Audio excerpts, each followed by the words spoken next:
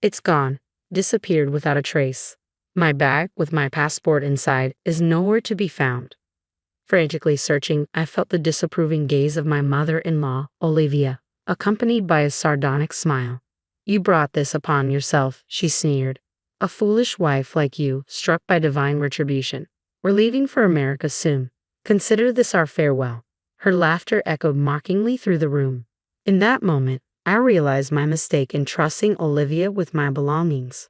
Her betrayal plunged me into a sense of helplessness. I am Madison, 30 years old, married to Mark for 3 years. Though we haven't yet started a family, we've built a happy life in a town near Mark's parents' home. Even after marriage, I juggled the responsibilities of a career and household, striving to balance both with dedication. It had been 5 years since my father-in-law passed away. Olivia, living alone now, frequently visited our house to criticize my housekeeping, which had become a significant source of stress. Why don't you quit your job as a working mother? Your work isn't that important anyway. You can't manage properly, and your housekeeping is mediocre. Mark deserves better support, she would often say, running a finger along our floors. There's so much dust here, it's disgusting, she'd add with a dramatic sigh.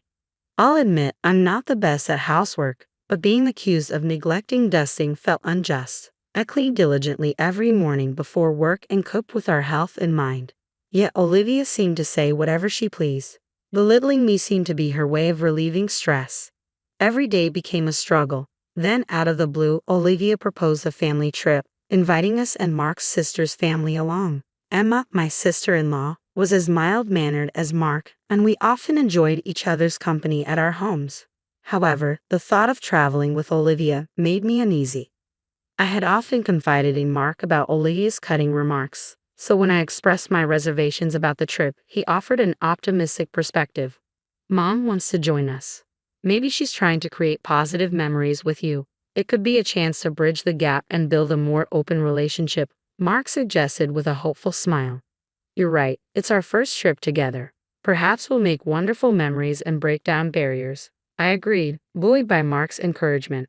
Olivia took charge of all the planning, from choosing the destination to mapping out the itinerary, leaving us to fit our schedules around hers. I wonder where Mom has in mind.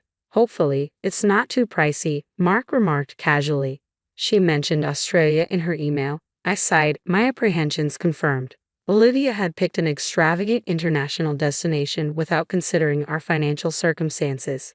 Well, we can't change it now. Mom picked it, so let's go along with her choice this time, Mark reasoned. Understanding his sentiment, I managed to finance the trip from our savings. Mark, Emma's husband, and I synchronized our vacations with the trip, and soon we were ready to depart. We safely arrived in Australia on the scheduled day.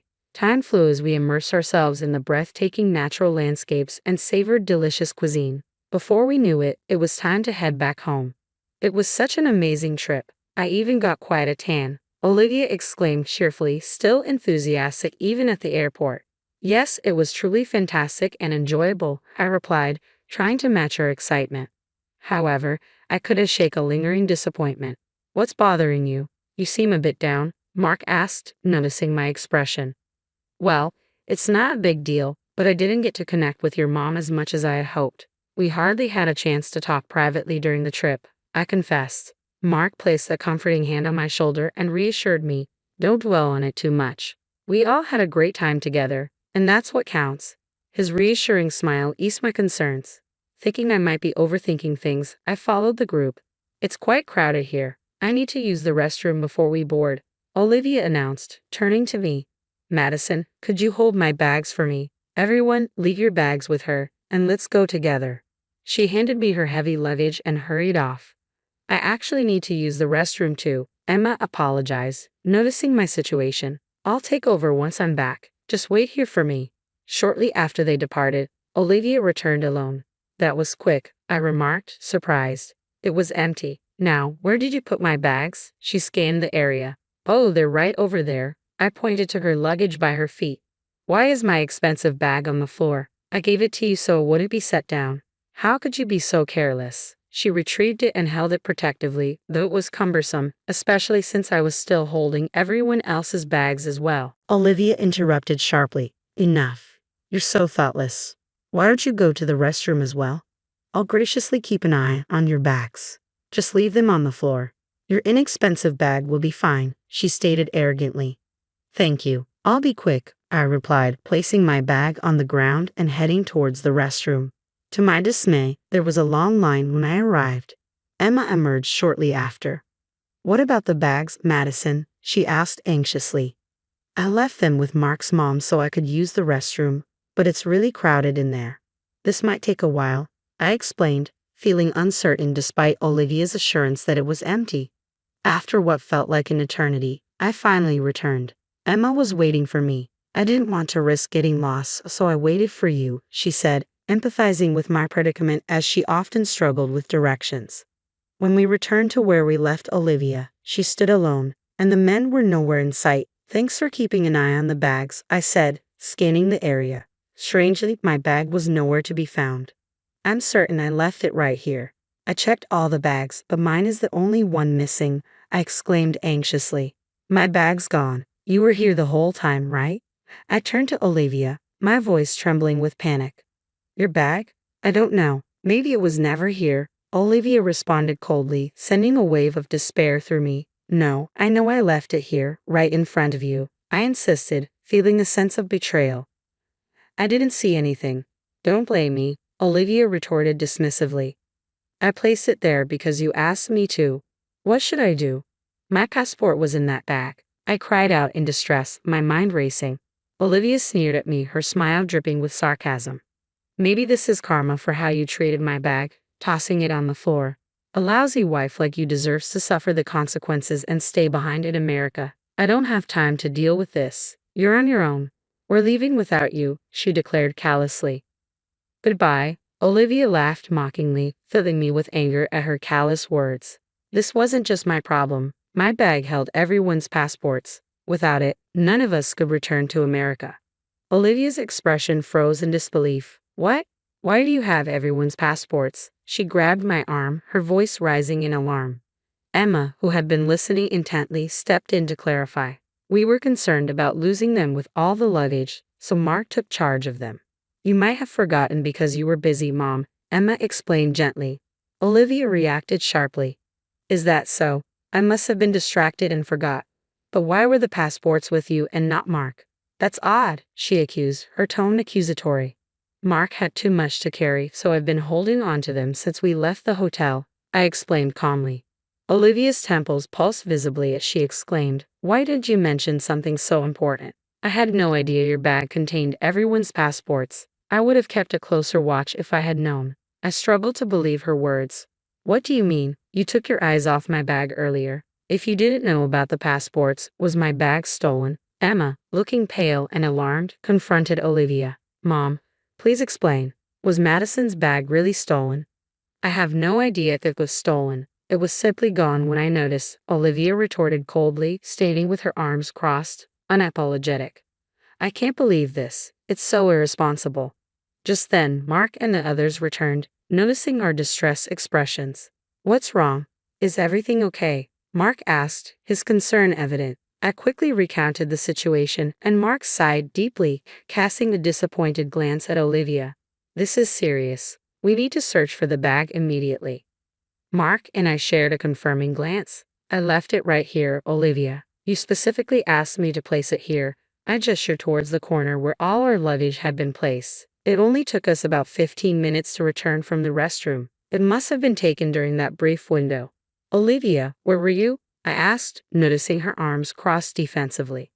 I was right here the whole time, keeping an eye on the bags, Olivia replied firmly. I wouldn't have wandered off, especially with everyone's important luggage. But your bag was on the edge, out of my direct line of sight. I'm only human. I can't be perfect, Olivia said, turning away.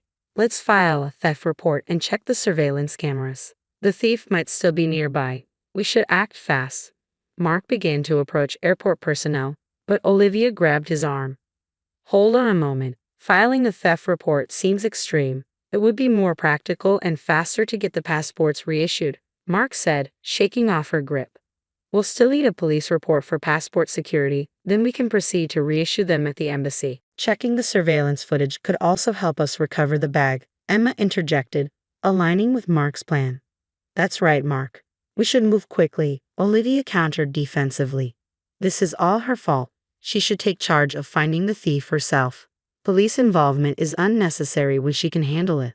She grew increasingly furious, launching into a tirade. Emma swiftly interjected, "That's not fair. Madison didn't cause this." "Mom, you should admit you didn't watch the bags properly. Don't blame her." Emma spoke up on my behalf, voicing what I had wanted to say to Olivia. Mark, showing his support, placed a reassuring hand on my shoulder. "Madison won't be searching alone, Mom. Why are you so against filing a theft report?" Olivia appeared unsettled. "It's not that. I've never dealt with the police before, so I'm hesitant. I'd rather handle it ourselves if possible." "All right, I'll join in the search too. Let's split up and look around," Olivia asserted, attempting to redirect the conversation towards finding the thief. Just then, a young man approached Olivia. "Ah, there you are. I've been looking for you," he exclaimed. "I found this bag and thought you might be in trouble after leaving it behind. I'm glad I caught you. Your trip could have been ruined." He handed over my bag, bringing relief to the tense situation. "Where did you find this bag?" I asked him, taken aback. "The lady left it on a table in the lounge over there. I tried calling out to her, but she didn't hear me and disappeared into the crowd. So I've been searching for her," he explained, leaving us stunned. "She left it in the lounge." Without a second thought, the young man handed the bag to Olivia. "Please be more careful. You're fortunate I found it. Someone else might have taken it." We expressed our gratitude profusely. Turning to Olivia, who stood frozen, we demanded, "Mom, what's going on? How do you explain the bag being left in the lounge?" Mark's voice trembled with anger. "No need for explanations, Mom. You intentionally left Madison's bag in the lounge, didn't you? And you weren't keeping an eye on any of our luggage either. She wasn't lying about any of this. It's unbelievable that you would treat Madison this way, leaving her bag in a distant lounge. You were trying to avoid the security cameras because you knew they would reveal what happened," Emma said, looking at Olivia with clear disdain. I quickly checked the bag's contents: passports, wallets, and mobile phones, all safe. We were incredibly fortunate that such a kind person found it. Relieved yet seething with anger, I turned to confront Olivia. "How could you do this, Olivia? Why would you behave like that?" I demanded, my frustration palpable. Olivia responded, unrepentant. "Well, she threw my precious bag on the floor and I was upset. I'm not the villain here. Who would have guessed that this shabby bag held everyone's passports? It was a moment of frustration in the lounge. I didn't leave your luggage unattended, so don't misinterpret it." Olivia defended herself defensively. "That's enough," Mark interjected loudly. "What do you think of Madison? I've always known how hard you've been on her since we got married. I kept hoping you'd change, but I was wrong. I failed to understand her pain." "I'm sorry, Madison," Mark apologized sincerely, his words bringing tears to my eyes. Mark turned resolutely to Olivia. "Mom, deliberately mishandling someone else's property is akin to theft, whether you realize it or not. Reviewing the surveillance footage will reveal what happened," he stated firmly. Olivia was visibly stunned by Mark's words. "Wait, Mark, you're not seriously considering involving the police, are you? We're family, and Madison is your wife, even if only through marriage. There's no crime in a mother taking her daughter's bag," Olivia pleaded, looking at Mark with desperation. Mark's face hardened as he responded bitterly. "That reasoning is absurd, Mom. Your first step should be apologizing to Madison, not trying to avoid responsibility. Using our family bond as an excuse is embarrassing for a mother. We won't report this to the police, but we're severing ties with you. Don't show your face to Madison or me again. We'll be taking a different flight home," Mark declared firmly, taking my hand in a show of support.